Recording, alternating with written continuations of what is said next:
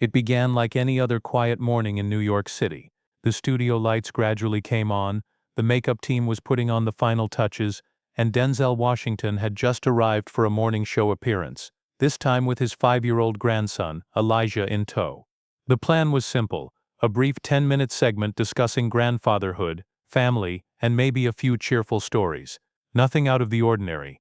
But what followed would reach far beyond the studio and resonate with millions. Seated on a soft blue couch, Elijah's legs swung just above the floor, his shoes barely brushing the rug beneath him. He surveyed the studio with calm curiosity, not fear. His fingers idly traced patterns on his pants. Host Sarah Jennings leaned in with her usual warm smile and asked, "Are you ready to be on TV?" Elijah gave a single nod and softly replied, "I've been ready since I woke up." She smiled, gently resting her hand on his back. Unbeknownst to everyone, those words would be the least unexpected of the day. The broadcast began like countless others: lively jingle, audience applause, and a smooth introduction. Today we're joined by a very special guest, Academy Award winner Denzel Washington, and his grandson Elijah. The cameras turned toward them. Denzel adjusted his mic. Elijah blinked into the lights, composed and quiet. Sarah opened with a light question. "Denzel, what surprised you most about being a grandfather?" As Denzel began a thoughtful response, Elijah's gaze wandered up to the lights above. Then, without prompting, he leaned toward his grandfather and asked, just loud enough for the microphone to pick up, "Can I talk about Jesus?" Sarah hesitated for a split second. Denzel paused mid-sentence. The entire room seemed to pause. "Of course," Sarah replied softly. "What would you like to say?" Elijah faced the camera. He didn't shift. He didn't smile. He spoke with the quiet seriousness of someone holding on to a question for a long time. "People talk a lot about Jesus," he said, "but they don't really listen to him." Silence. Even the control room fell quiet. Sarah's fingers tightened around her cue cards. Denzel glanced at Elijah, visibly surprised but not alarmed. "What do you mean by that, Elijah?" Sarah asked gently. What followed would quickly go viral, spark discussions in classrooms and churches, and touch countless lives. Before we continue, let us know where you're watching from. Don't forget to like, share, and subscribe for more uplifting stories. Sarah leaned in, now speaking with more care. "What do you mean people don't listen?" Elijah looked down briefly, then up again. His voice remained steady, but every word carried weight. "Jesus said to love everyone, even the ones who aren't nice. But adults don't really do that. They shout, they argue." The room remained still. The cameraman's hands froze above the controls. The producer in the booth said nothing. Even Denzel seemed unsure of what to say. This wasn't part of the plan. It was honest, unfiltered, real. Sarah took a breath. "That's a very thoughtful thing for someone your age to say. How did you learn about Jesus?" Elijah gave a small shrug. "From books, and from asking granddad questions." Denzel cleared his throat. "We read a lot together, and he asks things I never imagined hearing from a 5-year-old. But Elijah wasn't finished. "Jesus said we need to forgive people," he continued, turning to Sarah. "It's not easy. I try, but sometimes I still feel upset inside." Sarah gave a slow nod. "That's completely normal. Forgiveness can be difficult, even for adults." Elijah looked at her with quiet seriousness. "Then why did Jesus say we have to forgive? What if it's just too hard?" The room fell silent. It was a question that didn't demand an answer. It asked to be understood. And here was a 5-year-old not complaining, but genuinely curious. Backstage, phones began lighting up. Editors were already cutting clips, uploading content. A social media assistant messaged the producer, "It's trending on Twitter." The Jesus clip hit 5,000 views in under 10 minutes. Sarah adjusted her earpiece. A voice inside advised, "Let him continue, don't interrupt." She turned back to Elijah. "Have you ever had to forgive someone?" she asked gently. Elijah nodded. "A boy at school took my dinosaur toy. I cried a bit, but then I gave it to him. I thought maybe Jesus would do something like that." Denzel looked at his grandson and said softly, "That was kind of you." Elijah replied quietly, "I just want to do the right thing." The set grew still. Everyone from the crew to the host watched this child speak with an honesty that was hard to ignore. "Do you believe Jesus is real?" Sarah asked, her tone cautious. Elijah nodded, "Yes. Sometimes when I'm scared I say his name and I stop being scared." Across the studio, someone discreetly wiped away a tear. Sarah's voice trembled ever so slightly. "Would you like to share something with the people watching about him?" Elijah turned to the camera, tilted his head, and said, "Jesus said to be like children, because children don't know how to hate yet." In that moment, something shifted. Millions of hearts were touched. The control room was buzzing in a quiet storm. Producers typed rapidly. Editors bookmarked the sequence. The programming director sent an urgent message. No commercial break. But on set, everything remained still and focused. Sarah inhaled slowly. "Is there something Jesus said that you think adults forget the most?" Elijah nodded. "He said to help people who are poor." The answer, so plain, landed with unexpected weight. Sarah paused, unsure how far to go, but Elijah didn't hesitate. "There's a man near our home who sleeps on the sidewalk. Once I gave him my sandwich." "You did?" Sarah asked softly. "Yes. Then I asked Dad if we could give him a blanket. We did. But the next day he was still there. That made me mad." Denzel lowered his eyes, clearly moved. Sarah leaned forward. "Why did that upset you?" "Because I thought if you do something good, the sad stuff should go away." He paused. "But it didn't." Sarah took a deep breath. "And what did you do then?" "I asked Jesus why he doesn't fix everything," Elijah said, voice shaking just slightly. "Then I cried a little." Denzel reached over and gently took his grandson's hand. Elijah continued, calm and clear. "I think maybe Jesus wants us to help fix some things ourselves." The moment lingered like a still frame. Everyone in the studio felt it, that quiet pause that raises a question you can't easily let go. "Maybe we're supposed to help with the fixing," EXO said softly, almost to himself. The phrase quickly went viral. The hashtag #MendedWithJesus trended across platforms. Pastors quoted it live, celebrities reposted it with heartbroken emojis, and large churches mentioned it in their sermons. A 5-year-old had reminded the world of a fundamental message of the gospel. Back in the studio, Sarah's voice wavered. "X, do you think God hears you when you talk to him?" He looked at her, then toward the ceiling, thinking, "Yes, I think he listens, even when we whisper." A brief silence followed before he added, "But sometimes adults are so loud they don't hear him answer." The network was struggling to keep pace. Thousands of comments came in by the minute. People were tearing up at home, in classrooms, even while sitting in traffic. What started as a simple interview had turned into a powerful reflection. Denzel rubbed his eyes and straightened up in his seat. "He's always been a thoughtful kid," he said quietly. EXO turned to him. "Dad, do you think Jesus likes rich people?" Denzel froze. Sarah froze. The room went still. It was the kind of question that rarely gets asked out loud. EXO continued, "Jesus said it's really hard for rich people to get into heaven." Denzel nodded slowly. "Yes, he did say that." EXO tilted his head. "But you're rich, so does that mean there's a problem?" The silence deepened. Denzel looked at his son, then Sarah, then directly at the red light of the camera. "No," he replied gently, "not if we remember that money is a tool, not something we value more than people." EXO nodded. "So we should give more." "I think Jesus would want that." Sarah's eyes began to well up. Across millions of screens, people paused. Conviction didn't shout. It arrived quietly, person to person. Denzel sat still, his thoughts far from the cameras, headlines or any publicity. He was focused only on the boy beside him, his son, whose words carried more meaning than any scripted line or speech. Sensing the moment, Sarah gently shifted. "Malcolm, do you talk to Jesus?" He nodded. "Sometimes when I wake up or if I feel scared in the dark." "What do you say to him?" "I say hi. Thank you for today. Help me not be scared. And please help people who don't have a sandwich." A quiet laugh rose. Not mocking, but kind. Honest, real. "Do you think he answers?" Sarah asked. "Not with words," Malcolm said, "but sometimes my chest feels warm, like when Dad hugs me." Denzel looked down, pressing his lips together, holding back emotion. "That's beautiful, Malcolm." Sarah glanced to her earpiece. Behind the scenes, the team was scrambling. Media inquiries, viral reactions, major networks requesting the full interview. But none of that mattered in the moment. Malcolm still had more to say. "I think grown-ups forget how to feel," he said plainly. Sarah blinked. "What do you mean?" Malcolm folded his hands in his lap. "When you're a kid, you feel things fast. Happy, Sad, mad, but adults try not to. They just talk more. Denzel exhaled slowly. He's right, he murmured. Sarah turned to him.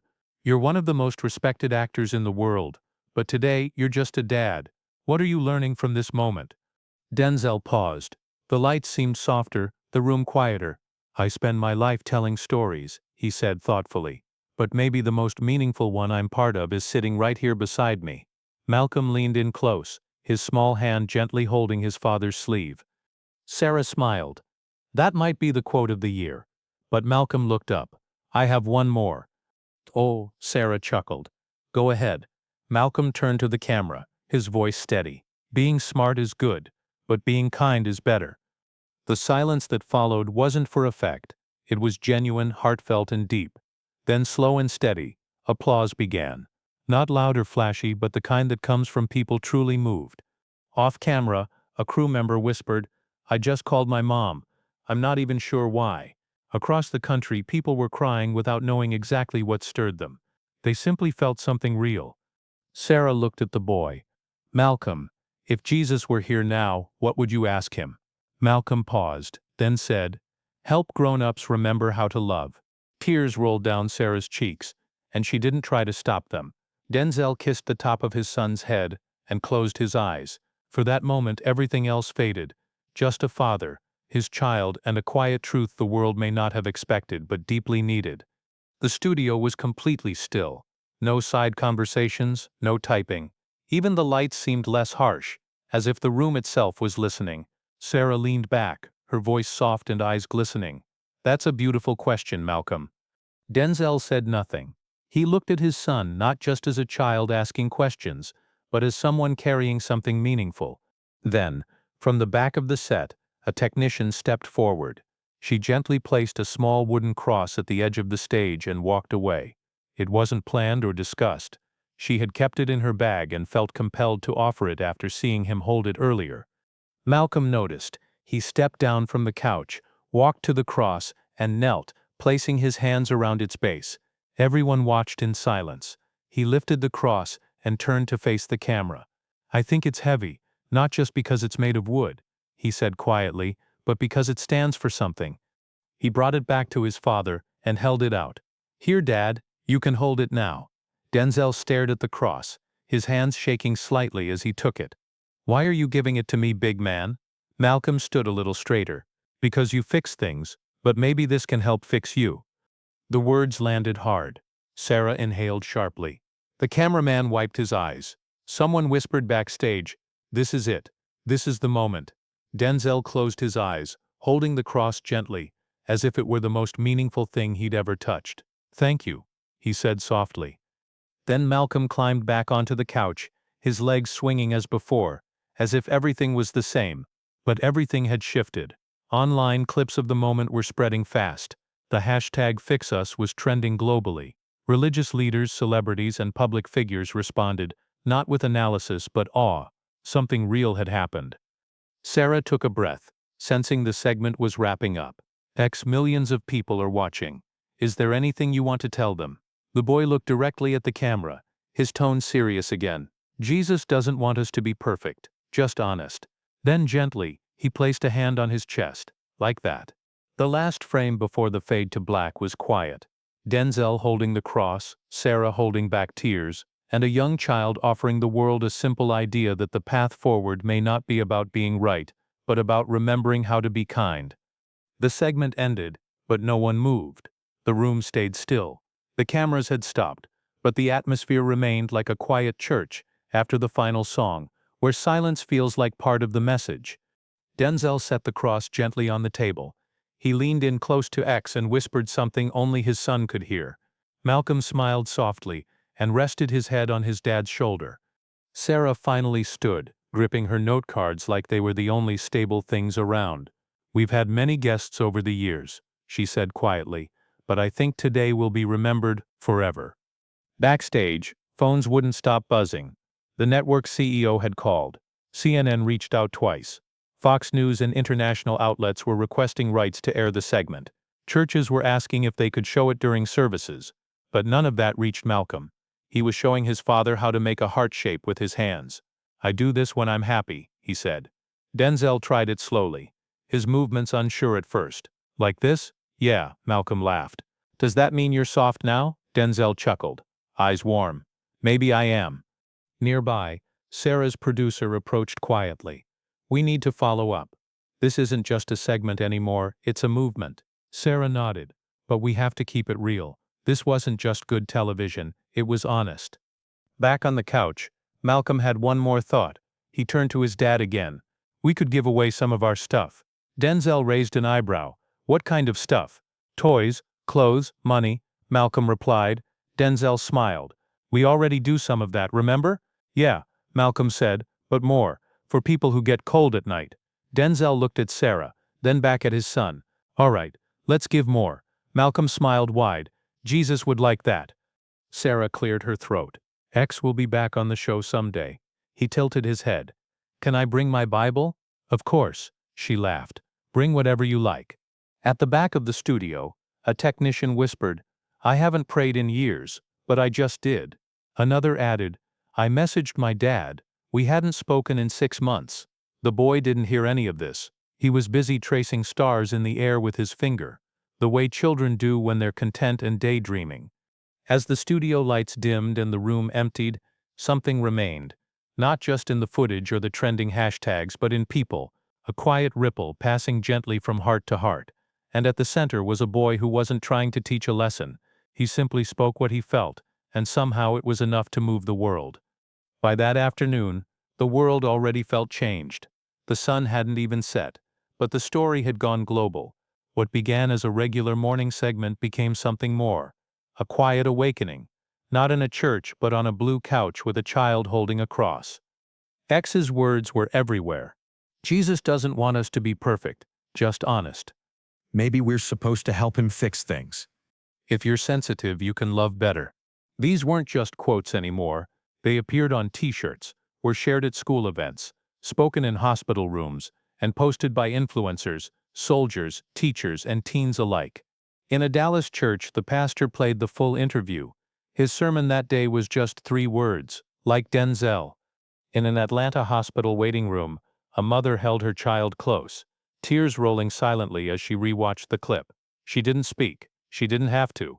Elsewhere, a father texted his estranged daughter, I saw the boy. I think I finally get what you meant. None of this had been orchestrated. Nothing had been forced. It simply unfolded because sometimes the world doesn't need another expert. Sometimes it just takes a child asking the question adults are too afraid to say aloud. That evening, Denzel and his son returned home. The house was still, dinner was warm, but something had changed. Denzel sat on the edge of his son's bed, holding the small wooden cross. You know, he said, you helped a lot of people today. The boy smiled sleepily. Did Jesus see it? Denzel nodded. I believe he did. The boy rolled onto his side, hugging his stuffed animal. That's good. I didn't want it to be a big deal. I just wanted to tell the truth. You did, Denzel replied quietly, and you reminded your dad what really matters. He stood and reached for the light switch when the boy spoke again. Dad? Yes? Do you think there are toys in heaven? Denzel smiled in the dark. I think there's everything that makes kids happy. Okay, the boy whispered, then I'm not scared to go there someday. And with that, he drifted off to sleep, peaceful, content, unaware that his words were still echoing around the world. People were rewatching the moment, shedding quiet tears, and feeling a kind of hope they hadn't experienced in years, not because of sermons or beliefs, but because a child with kind eyes and an open heart reminded us of something we'd forgotten. Maybe life isn't about being right, it's about being good. And you? When was the last time you let your heart soften? When did you really listen, like a child, not to judge, fix, or win, but simply to understand? If this story moved you, hold on to that feeling. And if you'd like to hear more stories like this, stay connected, subscribe, tap the bell, and be part of something gentle. If it meant something to you, don't just move on. Stay with us. Subscribe now.